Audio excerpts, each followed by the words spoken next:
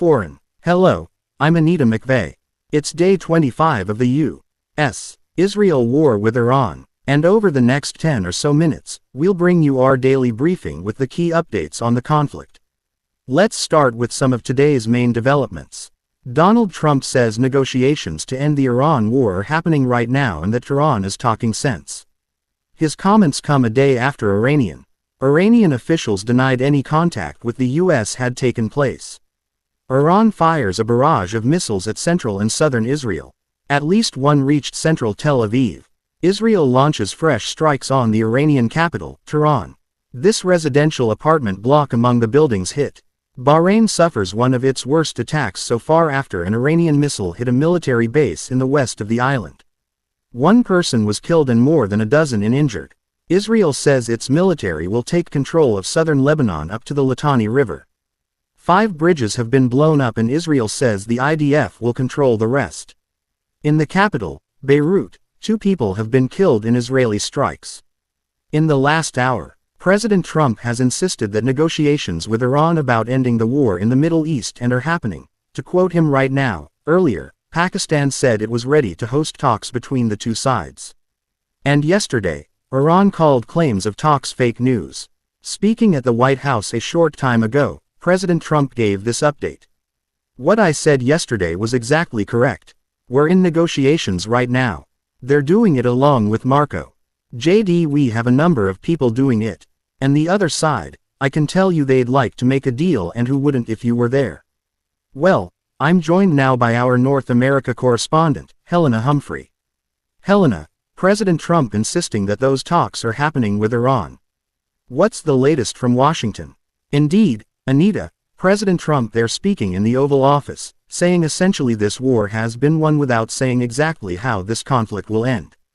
And he said that there were talks which were happening right now, he said, with Marco and JD. So Marco Rubio, the Secretary of State, JD Vance, the Vice President, and he said that he would speak to the Iranians as well, saying that he wasn't above all of that. He said that this war had led to regime change. Of course the leadership has changed, but I think many Iranians would say that this is not full regime change, certainly with the clerical establishment still in place. And he claimed that through those talks, which he says are ongoing, and we haven't had confirmation from the Iranians that they have agreed to not have a nuclear weapon. That is something that he has said previously. And he also said that when he told the Defense Secretary, Pete Hegseth, that this war would be wrapping up, that he had seemed kind of disappointed about that essentially. So he also mentioned that there had been what he called a very significant prize gifted to the United States from the Iranian negotiators. He wouldn't go into further detail in regards to what that was exactly, but seemed to imply that it was related to oil and gas and the Strait of Hormuz. So that's the latest that we have coming out from the Oval Office there from the President. Helena, thank you very much. So as confusion over talks continues, Israel and Iran have carried out waves of strikes across the region overnight and into today.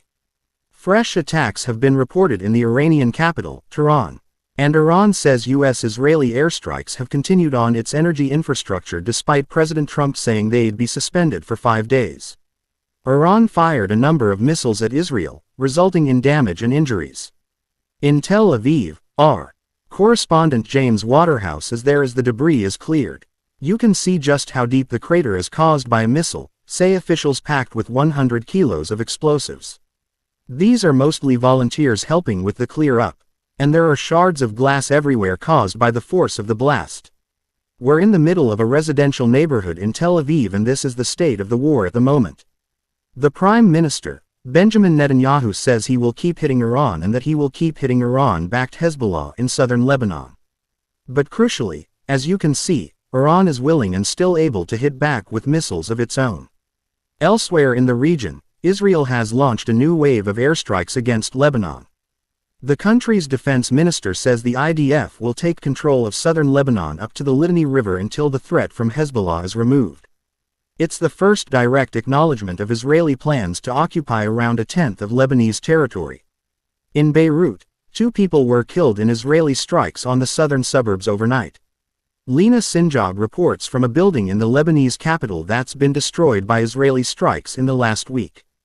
This is al-Bashra neighborhood, and this is the building that Israel has destroyed. And we're not in Hezbollah stronghold. We're actually in the city center. And as we're talking, the drones are flying overhead. Israel has decided to go on a prolonged war against Hezbollah, but mainly focused on destroying the southern part of Lebanon across the border from Israel, creating a buffer zone below the river of Litani, forcing hundreds of thousands to flee to the north and elsewhere in the country. They have destroyed bridges, they have destroyed infrastructure to cut the supply line for Hezbollah. They want to eliminate any threat coming from Hezbollah, regardless of the human cost and the civilian cost in this country. Economies around the world are feeling the impact of this conflict, with markets reacting quickly to developments today. The price of a barrel of oil rose again to more than $100 after a dramatic fall in price yesterday following President Trump's announcement that his administration was in peace talks with Iran. A spike in trades on the oil futures market just before Donald Trump's post has raised allegations of insider trading. As our Asia business reporter Nick Marsh explains, around 15 minutes before Donald Trump posted on Truth Social saying that the US and Iran had been having talks and that a resolution to hostilities may be in sight, there was a huge spike in the volume of trades on the oil futures market. So to give you an example, the US traded WTI benchmark for oil at $6.49. So 15 minutes before the post, around 700 contracts exchanged hands when it comes to oil. 1 minute later, that nearly trebled to 2,000. For Brent crude, 648, around 20 deals were done. 1 minute later, 1,600 deals. Now, if you calculate that, we're talking millions, hundreds of millions of dollars worth of bets on oil futures going in a certain way. Now, within minutes of Donald Trump's post, which was only about 15 minutes after these bets were placed, the price of oil fell very sharply. It went down by around 14% for WTI just in a matter of minutes. So some people somewhere made an awful lot of money. We don't know who these people are and we don't know why they placed these bets. There has been suggestions among analysts, ones that I've spoken to, that this abnormal behavior on the markets may suggest insider trading of some kind. We can't prove that. There's no suggestion in a material sense that that's what happened. We've reached out to the White House. They haven't got back to us yet, but they have given statements to other media outlets in which they say that the White House does not tolerate insider trading of any kind. It would not accept anyone profiting from any kind of insider information. What do people in Iran make of the supposed talks taking place between the country and the US? The BBC's Persian service has been speaking to people inside Iran and has voiced up their messages. I don't know how to feel. If the war ends, the sounds of explosions will stop and the situation will become okay. But at the same time, it's going to be us in a regime that's very weak, but they still have power over their own people and they will become even more violent. I think I'm a bit upset about the whole thing and I'm not too hopeful about what Trump is saying. This is just a personal hunch, but I think the worst days of a war are its last days. I think the ceasefire is going to happen after that, if it happens. Despite all the talk of a possible end to the war, there's been no let-up in the fighting. And one of the top searched questions every day is, how long will it last? Well, with me to take stock of where things stand and to try to answer that question is our correspondent, John Sudworth. John, good to have you with us. So every day, lots of people asking that question, when might the war end? Does it feel like we're at a turning point right now? Well, it is the multi-billion-dollar question, isn't it? It's the question that the markets have been struggling with, which is why we've seen them rising and falling. You know, beginning of the war, of course. Oil price shoots up. Donald Trump hints at a quick end. Oil price comes down again. Recent days, he suggests he might start hitting Iranian energy infrastructure. Price shoots up again. Then there's East talks. Prices fall, suggestions that the talks aren't happening. It's confusing and very difficult to make sense of. So no wonder, you know, audiences are asking themselves the same question. It's interesting listening to President Trump in that recent press conference from the Oval Office. He spoke of this present, didn't he, that he saw Iran has offered him a present that he said was worth a tremendous amount of money.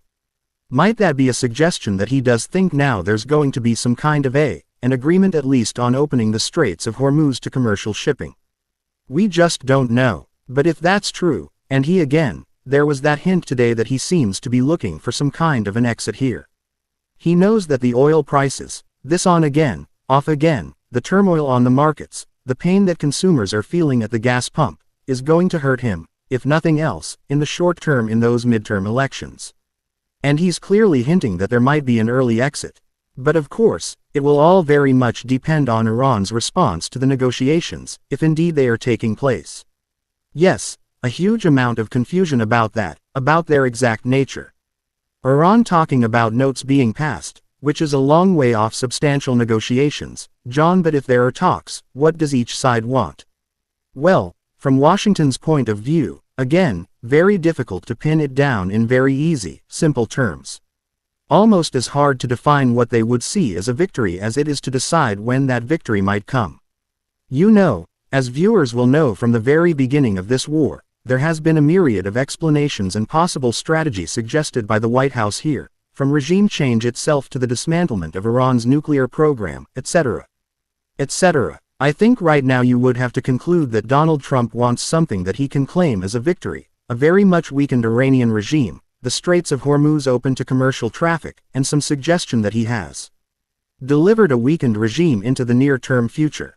So we can claim that it's impossible for it to get its hands on nuclear weapons. For Iran, you have to conclude that right now they would like the bombing to stop. And might that be really where this strategy is going, that at the very least we might be heading to some kind of pause? Obviously the oil markets will be hoping that's the case. We just don't know. Okay. Well, thank you very much for that analysis, John. John Sudworth.